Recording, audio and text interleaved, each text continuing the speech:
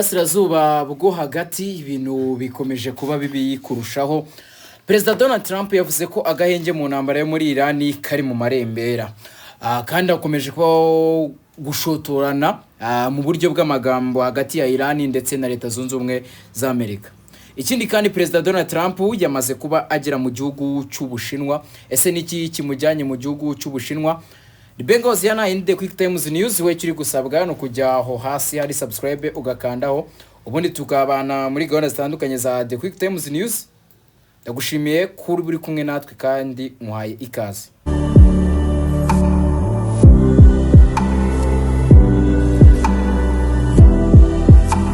Perezida wa Leta Zunze Ubumwe za Amerika Donald Trump yavuze ko agahenge kashyizweho mu ntambara ya Amerika ndetse na Iran kari mu marembera nyuma y'ibyo Iran yasubije ku mushinga wo guhagarika iyi ntambara. Yabitangaje ku wa 11 Gicurasi uri ku munsi w'ejo nyuma yo kubazwa n'abanyamakuru uko abona iby'amasezerano bihagaze. Donald Trump magambo yagize ati, ubu navuga ko ibyerekeye agahenge biri ahantu habi nyuma yo gusoma umwanda batwereje na nubwo nigeze ndangiza kubisoma. Yashimangiye ko agahenge kameze nk'umurwayi uri kongererwa umwuka. Bibaye mu gihe Iran yatanze isubizo byayo ku wa 10 Gicurasi 2026 ku busabe Amerika yari yayihaye. Byavugaga ku ntambara zose niyo muri Liban, aho Israel ihanganye n'umutwe w'abarwanyi wa Hezbollah. Iran yasabye ko kugira ngo yumvikane na Amerika, Washington ikwiriye kubanza kwishyura ibyangijwe muri Iran ndetse ishinga agati no ku busugire bwayo ku nzira ya Hormuz. Abiterani kandi basabye Amerika ko igomba guhagarika inzitizi yashyizweho n'igisirikare cyayo kirwanira mu mazi, ikemeza ko itazongera gutera Iran ndetse igakuraho ibihano yafatiye Iran kubijyanye no gucuruza ibikomoka kuri peteroli n'ibindi. Hashize amasaha make Donald Trump yamaganye ubusabe bwa Iran avuga ko atemera ndetse atakwihanganira. Iran yo yavuze ko yizeraga ko ibyo yasabye guhagarika intambara bikwiye. Ibingibi rero bikomeje guteza impungenge mu burasirazuba bwo hagati ndetse n'umutekano w'isi muri rusange. Ikibazo cya mbere nuko iyi ntambara ya Iran ihanganyemo na Leta Zunze Ubumwe za Amerika, Iran yo yahise izanamo n'ubundi n'ikindi kibazo kiri mu burasirazuba bwo hagati kubijyanye na leta ya Israel murabizi ntivuga rumwe n'ubundi na Hezbollah, kandi navuga rimwe n'ubundi n'iyi Iran kuko n'ubundi niyo yashoje iyi ntambara. Rero muri kondisiyo bahaye Leta Zunze Ubumwe za Amerika nuko igomba kubanza gushyira ku gitutu Israel igahagarika ibitero byayo igaba muri Liban by'umwihariko ku mutwe wa Hezbollah. Yandi cyambere. Icya kabiri nuko nubundi umuhora wa Hormuz ugomba gukomeza gucungwa n'igihugu cya Iran aho gucungwa na Leta Zunze Ubumwe za Amerika. Ikindi kandi nugukura ubwato bw'intambara bwa Israel ndetse na Leta Zunze Ubumwe za Amerika biri muri uyu mu mazi kugira ngo bizere ko batazongera kugaba ibitero kuri Iran. Ibi rero Donald Trump murabizi hari uburyo atajya yemera ndetse byose cyangwa se hari uburyo yihagararaho, yaje kuba byanga. Akimara kubyanga rero amaze gufatwa umwanzuro w'uko umuhora wa Hormuz utazafungurwa. N'umwanzuro wafashwe n'igihugu cya Iran. Abiteherani rwose bamaze kuba bafatiye umwanzuro yaba umuyobozi w'ikirenga wa Iran Mutaba Ali Khamenei ndetse na perezida w'iki gihugu Pezeshkian ndetse n'abandi bose bo muri guverinoma, mu gihe Leta Zunze Ubumwe za Amerika zitari bwemere kondisiyo bashyiriweho umuhora wa Hormuz ntuza kuba ufunguwe. Ibi rero bikaba byitezwe ko igiciro cy'ibikomoka kuri peteroli gishobora gutumbagira ku rwego kitigeze gitumbagiraho kuva iyi ntambara yatangira mu kwezi kwa kabiri tariki 28 ubwo Iran ndetse na yagabwagaho ibitero na Israel ifatanyije na Leta Zunze Ubumwe za Amerika.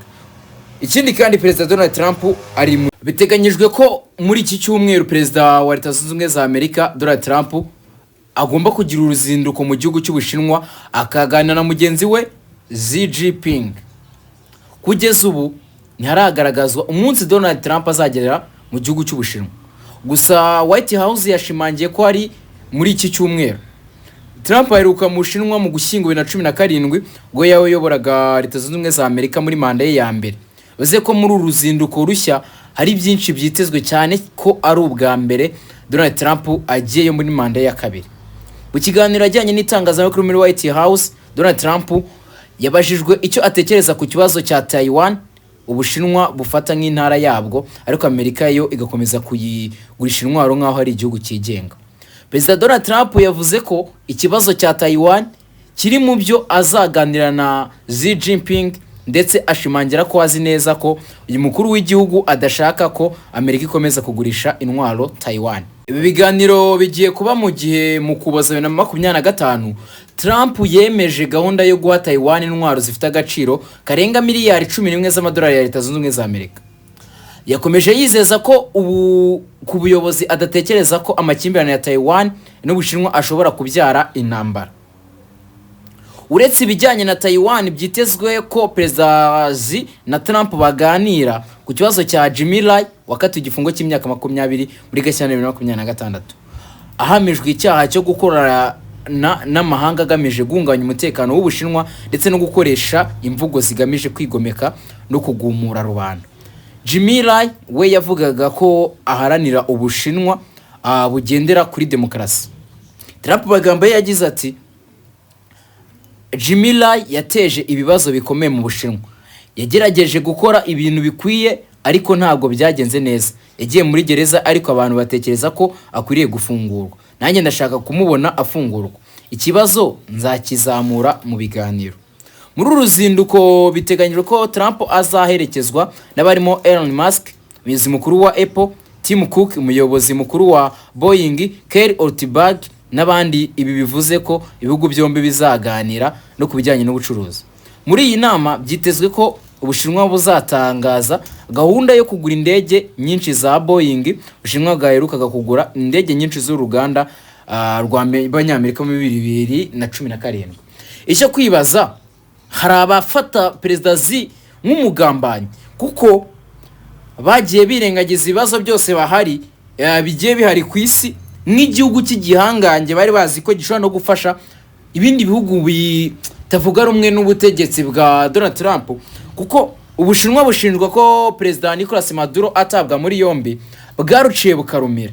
Nanone Ubushinwa bushinjwa ko no mu ntambara ya Iran na Leta Zunze Ubumwe za Amerika Ubushinwa nyine buri ku mpande zose buri kuruca bukarumira. Ibi rero dutegereje noneho kureba ibivamo. Ese barafatanya mu by'intambara? Ese Taiwan nishobora kugambanirwa muri ibi biganiro?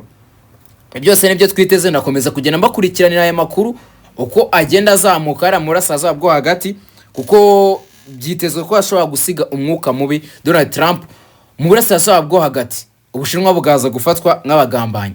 The Quick Times News yani Benga Oziana. Icyo uri gusabwa ni ikintu cyoroshye cyane, ukujya hasi hari subscribe ugakandaho, ubundi tugakomeza kubana. Amahoro n'imigisha Nyagasani atanga bikomeze bane namwe. Gahunda za The Quick Times News zikomeze zibanogere. Turabakunda cyane.